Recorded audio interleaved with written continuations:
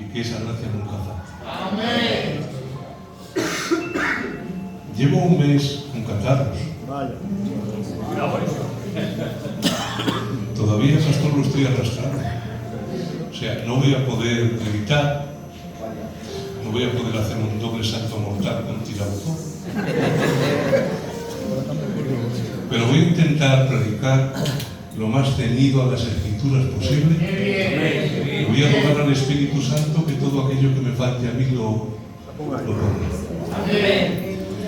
Normalmente, como cualquier siervo, mi deber como siervo es yo estudiar lo máximo posible en mi capacidad, sintetizarlo para predicarlo lo más sencillo posible. Cualquier siervo sabe que mi mensaje, mínimo de varios días o tardes. Yo estudio 10 horas para predicar 1 hora. Y dices, uy, ¿cuánto tiempo se seca el hermano? Te costaría mucho más si lo tuvieras que estudiar tú solo. Pero yo voy a intentar, cuando vea que alguno se duerme, corto y me bajo. Porque ya tengo la cena palabrada. Y eso es importante. Me gustaría haceros bien con la palabra. Normalmente escojo los mensajes por el grado de necesidad e importancia que la palabra en ese momento tiene. Y creo que este consejo que os voy a compartir es muy importante. Entonces ruego al Señor que lo que me falta a mí lo ponga Él. Amén. Proverbios capítulo 4, verso 23. Fijaos lo que dice la palabra de Dios. Sobre toda cosa guardada, guarda tu corazón, porque de él mana la vida. Yo hubiera dicho amén. Amén. Sí, Señor. Tengo que decir que los seres humanos somos complejos y diferentes. Todos venimos de diferentes trasfondos, tenemos diferentes personalidades, venimos de diferentes focos culturales, tradiciones, y eso hace que cada uno de nosotros tengamos matices que son únicos. Bien se ha dicho que cada persona es un mundo, pero con respecto a cómo Dios nos creó, somos total y absolutamente iguales. La teología sistemática Berkov enseña que el alma y el espíritu es la misma cosa, que por lo tanto el hombre es una dicotomía, porque son términos intercambiables. Pero nosotros no creemos eso. Nosotros creemos que aunque son términos intercambiables en respecto a la parte espiritual del ser humano, el ser humano no es una dicotomía, sino una tricotomía. Está compuesto de espíritu, alma y cuerpo. La pregunta obvia es, ¿por qué Dios nos hizo con un espíritu? ¿Por qué? Primero, para ser imagen de Dios, porque Dios es espíritu. Es un espíritu eterno e infinito, inconmensurable. Y las cosas del espíritu solo se pueden entender espiritualmente. Nosotros somos seres que vivimos en 4 dimensiones, 3 de espacio y 1 de tiempo. Pero el espíritu es, podríamos llamarlo, otra dimensión diferente. Y para atender a Dios necesitamos tener una parte espiritual. Por lo tanto, el espíritu es esa parte, el nefes de Dios, el soplo de Dios, que sopló en ese muñequito de polvo o de tierra y le compartió parte de su ser. En el espíritu hay 3 habitaciones interconectadas.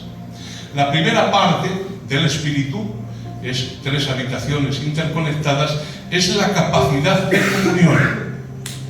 La capacidad de comunión es la capacidad innata que Dios ha dotado a todos los seres humanos para contactar, adorar y tener compañerismo con Dios. Por esto, un animal no puede adorar a Dios.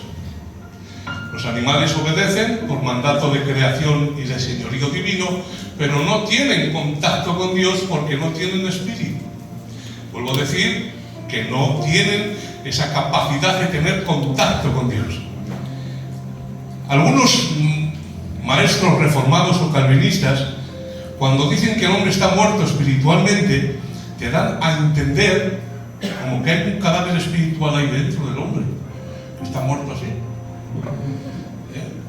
Y no es eso. Eso no significa que el espíritu esté muerto per se. Significa la muerte en las Escrituras, separación de Dios. Por eso cuando la parte espiritual, alma y espíritu, se separa del cuerpo, es la muerte física. Y cuando esa parte espiritual es condenada al infierno, es la separación eterna, la muerte eterna, excluidos de la presencia del Señor, de la gloria de su poder. Por lo tanto, cuando la Biblia dice en Efesios 2 que el espíritu está muerto, no significa que está ahí como un cadáver espiritual, significa que está separado de Dios. Y un espíritu separado de Dios no puede tener comunión con Dios y por lo tanto no tiene vida. Pues siendo Él el origen de la vida, cuando el ser humano se desvincula de Dios, inmediatamente entra en la esfera de la muerte. ¿Lo habéis entendido, verdad? Entonces, la capacidad de comunión es como una radio. Yo sé que ahora menos, porque tenéis smartphone, etcétera, pero antes había unos pedazos de cassette con cintas y escuchábamos la radio. Y para escuchar la radio, si la radio no está sintonizada, la radio funciona, no es un problema de la radio, es un problema de sintonización y escuchas ruido de fondo, nieve. Pero cuando la sintonizas y coges la cadena correcta, empiezas a escuchar palabras. Siempre estuvieron ahí, pero no había sintonización. Cuando una persona escucha la palabra, porque la palabra tiene la capacidad de producir fe en el corazón del hombre. Y cuando el hombre cree escuchando la palabra, la persona que cree en Jesús y le reconoce como único Señor y Salvador, inmediatamente el Espíritu Santo que está en el cielo hace las maletas y dice: me voy, Padre, me voy. Y dice: ¿para dónde vas? ¿No has visto mi hijo Pepito que acaba de aceptar a Jesús como Señor y Salvador? Inmediatamente que aceptas a Jesús como Señor y Salvador, eres justificado por la fe. Esto significa que el sacrificio de Cristo se te aplica y es como que nunca hubieras pecado. ¡Aleluya! Y empieza a descender el Espíritu de Dios y viene a morar al corazón y al espíritu del ser humano y produce un nuevo nacimiento, una nueva naturaleza per se según Dios. Y entonces lo que hace el Espíritu Santo es coger la radio de tu espíritu y sintonizarlo. Y donde antes no escuchabas nada, ahora empiezas a escuchar la voz del Dios eterno que te dice: yo te amo. Mirad, pero esto no solamente es eso. Dios no solamente despierta o sintoniza esa radio, es que ha cogido esa radio y la ha convertido en un walkie-talkie, como los pequeños camioneros. Ya no solamente que tú le escuchas a Él, es que Dios te empieza a escuchar a ti. Porque no os confundáis, Dios no escucha a los pecadores. La única oración que Dios escucha del inconverso pecador es la de arrepentimiento. Gloria. Bueno, bien. Dios solamente tiene trato directo con sus hijos. Pero cuando somos regenerados, tu radio ya no solamente escucha, también puedes hablar. Dios no tiene teléfono, por supuesto. Dios no tiene, pero si tuviera, solo tendría tu número. A veces cuando hablamos con Él y después decimos amén, que decimos así sea, y es como que termináramos la oración. Pero ¿y si no dices amén? ¿Y si te pones a hablar con Dios y no cuelgas el teléfono? Te diría que si no cuelgas el teléfono y esperas, a los segundos escucharías la respiración de Dios al otro lado. Porque Dios nunca corta la comunicación. Dios nunca cuelga el teléfono. Él siempre está 24/7 esperando el clamor de sus hijos.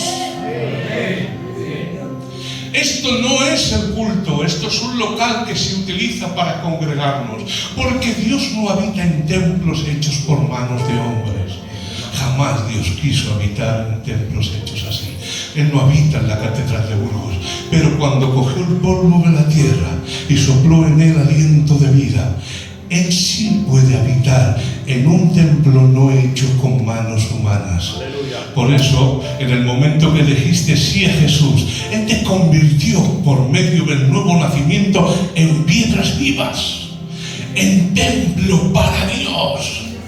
Por eso dice las Escrituras que Jesús vino a establecer su tabernáculo entre los hombres. Esto significa el lugar donde moraba permanentemente la presencia del Señor. Por eso dijo una palabra: os conviene que yo me vaya. Según el manual bíblico Halley, contando las genealogías del Antiguo Testamento, aunque las genealogías no son cronológicas, sino más bien referenciales para dar a entender el tiempo que pasó, pero este hombre en su concepto contó las genealogías y dice que desde que Adán pecó hasta que vino el deseado de las naciones pasó 4.004 años, más 30 años de silencio, 4.034 años, que vuelvo a decir que pasó mucho más, pero tomamos esta referencia. ¿Me dejáis? Más de 4.000 años el hombre esperando a aquel que Dios había profetizado que pisaría la cabeza de la serpiente.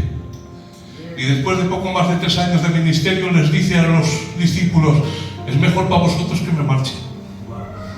Os conviene que yo me vaya. ¿No te suena raro? Milenios esperando a que venga y después de poquito tiempo dices: mejor que me marche. ¿Por qué? Porque él entendía, porque si no me voy yo no viene el Consolador, que traducido es otro que es como yo. Y tengo que decir que Jesús era Emmanuel, Dios con nosotros, pero aquel que tenía que venir, que era como Él, no sería Dios con nosotros, sería Dios en nosotros y sería Dios a través de nosotros. He logrado convertir esto en un templo de Dios vivo. Piedras vivas, edificadas por el Espíritu de Dios. Esto significa que a donde vayas, Dios está. Se han escuchado oraciones más sinceras en salas de hospitales que personas que han venido aquí al altar, al culto. ¿Y sabes por qué? Porque Dios no escucha oraciones bonitas. Dios escucha corazones quebrantados delante de su presencia. Y cuando hay un corazón quebrantado delante de su presencia, ahí Él está.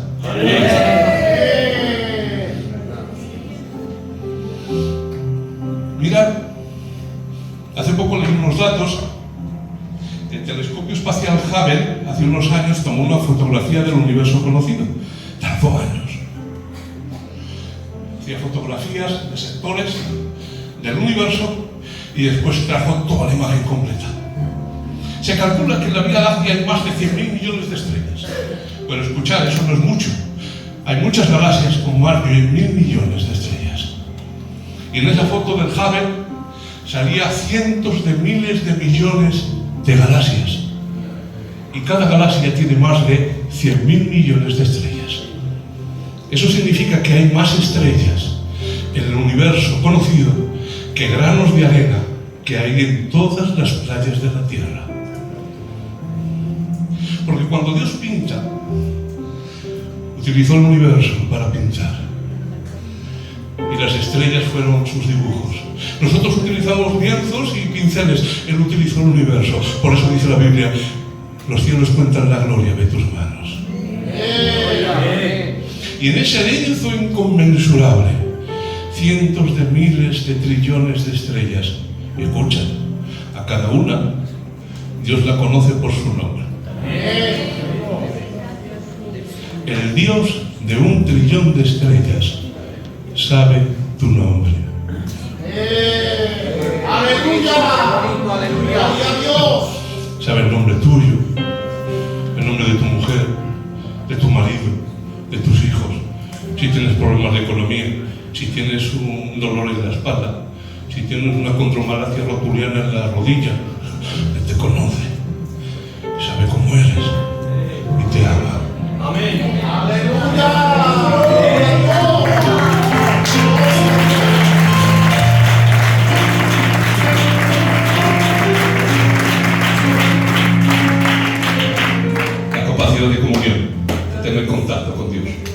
Después está la intuición, que es la facultad de nuestro espíritu para conocer o saber algo de manera directa, sin la ayuda del razonamiento, la emoción o las circunstancias externas.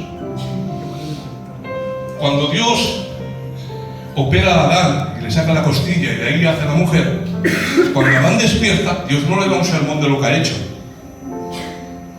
Pero cuando Adán despierta, ve a la mujer y supo en su espíritu, a través de la capacidad de intuición, que lo que estaba viendo era carne de su carne y hueso de su hueso. Y dijo: esta será llamada varona, porque del varón fue tomada. Supo en su espíritu, porque el ser humano aprendemos en una eterna sucesión de momentos que vamos añadiendo conocimiento y por lo tanto con los años somos más sabios y más entendidos. O igual algunos cada año son menos sabios y menos entendidos. Ya lo cogeréis. Pero es esa pizca, esa chispa que Dios puso en nosotros para conocer cosas sin haberlas visto, aprendido o estudiado previamente. Después está la conciencia, que es un tribunal moral no sujeto a la voluntad humana, que juzga las acciones de los hombres, que nos recompensa con satisfacción cuando hacemos bien y nos aguijonea cuando hacemos mal. Y tengo que decir que menos mal que la conciencia no está sujeta a la voluntad del hombre, que opera fuera de ella. ¿Qué implicaciones tiene esto? Porque cuando te portas bien, sientes una satisfacción, chacho.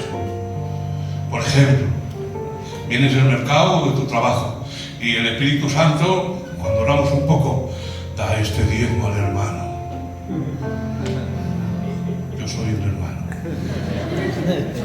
Y ahora vas tú, te reprendo. Será la carne, pero sigue ahí y ahora te vence el Espíritu, te convence, guardas ese dinerico, no sobretoma, hermano. No hagas fotos en las redes sociales. No se lo digas a todo el mundo. Porque a veces haciendo bien, hacemos mal. Fomentamos la vanidad. Aquí estoy ayudando al hermano. Pues no ayudes, vanidad. En silencio. Y cuando das ese sobrecito, ese diezmo, ¿cómo te sientes? Algo. Dice, bueno, al final me salgo. Pero cuando haces mal, te aguijonea. Y menos mal que no está sujeta a la voluntad, la conciencia, a la voluntad del hombre. Porque seamos sinceros, si hay pecado de hierro, de debilidad, si hay pecado sin darnos cuenta, que has dicho una palabra en un momento dado que estaba mal y has hecho daño a un hermano o a una hermana,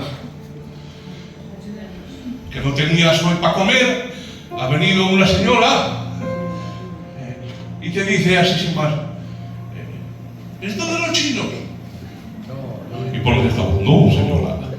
El otro día he ido a una tienda y me han vendido el género. Esto no está hecho en China.